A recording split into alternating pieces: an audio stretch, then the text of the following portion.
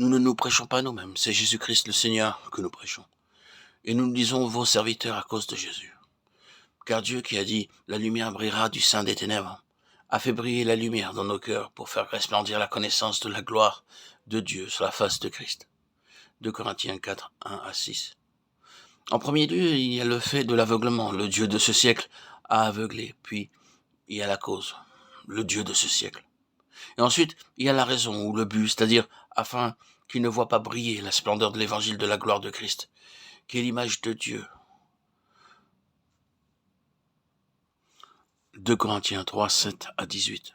Vous remarquerez que dans ce passage, un parallèle est tracé entre l'Israël des jours de Moïse et les incrédules des jours de Paul. Dans les deux cas, il est dit qu'il y a un voile sur leur cœur et leur intelligence. Un voile qui couvre, qui exclut et qui est aveuglant dans sa nature. De plus, de la façon dont l'apôtre en parle, il y a un élément de jugement et de condamnation. Il nous dit à propos d'Israël, lorsqu'ils se rassemblaient à l'entrée du tabernacle pour entendre Moïse lire la loi, que Moïse devait mettre un voile parce que le peuple ne pouvait pas fixer les yeux sur la gloire de son visage. Mais ce n'était pas parce que la gloire ne pouvait pas réellement être contemplée, mais à cause de l'état de leur intelligence et de leur cœur, de leur condition intérieure. Sur leur état intérieur avait été autre, le voile n'aurait pas été nécessaire. Ils auraient pu contempler la gloire et demeurer dans la lumière. Mais le voile était une représentation extérieure d'une condition intérieure qui cachait la gloire de Dieu. Le Seigneur n'a jamais voulu cacher sa gloire, mais plutôt la manifester. Et que l'homme y demeure en jouisse, qu'il n'y a absolument aucun voile entre Dieu et l'homme. Les voiles sont toujours interposés entre Dieu et les hommes, à cause d'une condition que Dieu aurait préféré qu'elle n'existe pas.